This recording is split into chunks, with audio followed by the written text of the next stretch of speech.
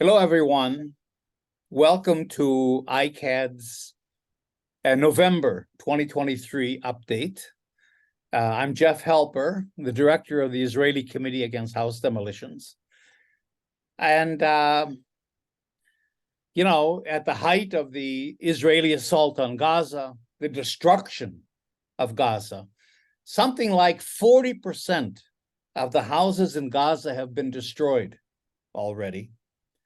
There's so much to talk about that it's very hard within a 10 or 15-minute presentation like this to do that. And we really have to make decisions on what to focus on. ICAD has certainly focused on what's happening in Gaza itself. We've written about it, but many other people are writing about it as well, of course. We put out a statement, a call against the genocide of the Palestinian people. And what we're saying is what's happening in Gaza is itself a war crime.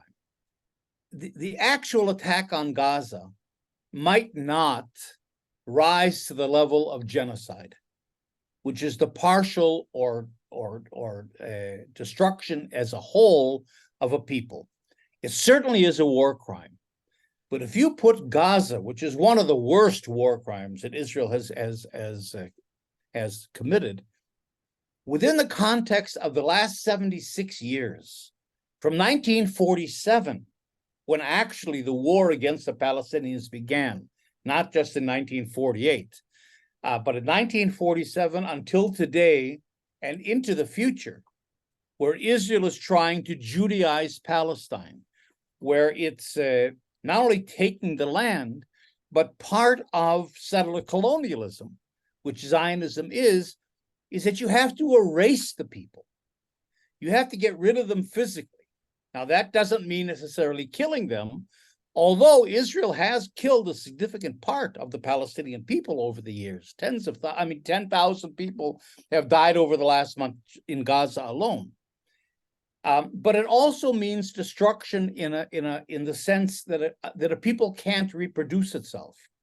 So when you throw the Palestinians off their land, which Israel did in 1948, where about 80% of the Palestinians were driven off the land and became refugees and are still refugees today. And that happened again in 1967. And when you disperse a people, so that half the Palestinian people are dispersed all over the world, from the refugee camps in the Middle East to Middle Eastern countries to countries all over the world. And then when you take the other half of the Palestinians and you fragment them into little parts of the West Bank, into the Gaza concentration camp, which it really is, and you don't allow those people to be in touch with the people in Gaza, can't be in touch with the Palestinians that live in Israel, who are hardly in touch with Palestinians in the West Bank. Palestinians in Nablus can almost not be in contact with Palestinians in Hebron because it's very difficult and dangerous and sometimes impossible to travel.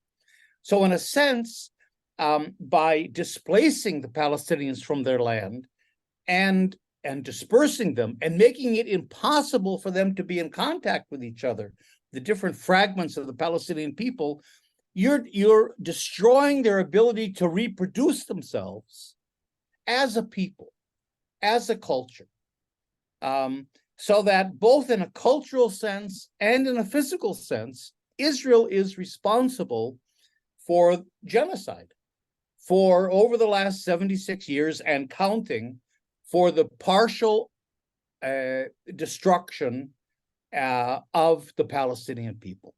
So that has to be said, and we put our analysis of what's happening in Gaza within that context. But I have to say, Gaza is very dramatic. It's on all our minds. I mean the level of violence, the destruction, the level of killing is something that's a crime that's happening in front of our eyes.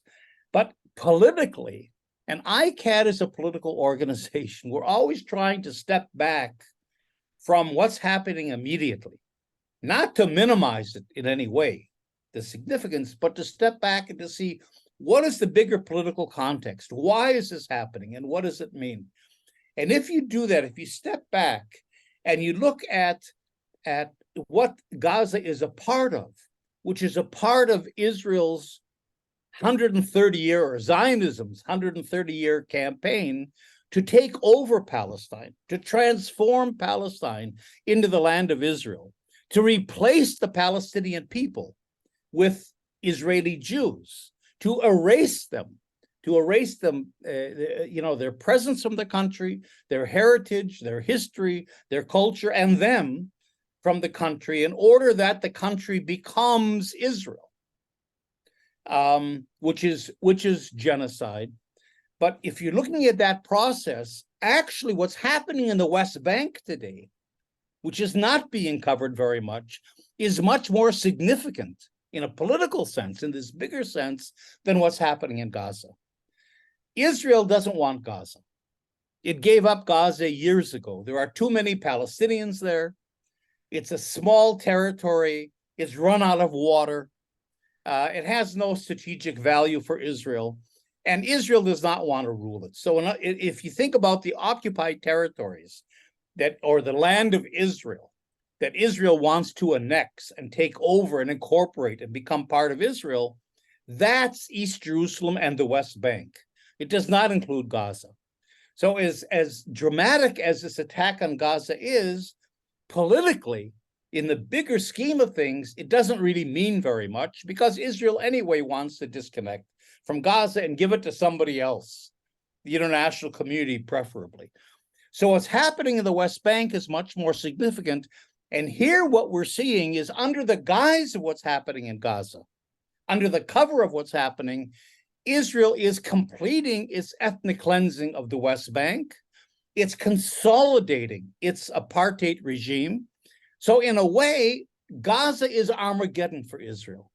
This is the final battle in the 130-year war to conquer, take over, and Judaize Palestine, not because of Gaza itself, but because that's the cover under which Israel is completing its ethnic cleansing of the West Bank. And let me show you with a map very quickly.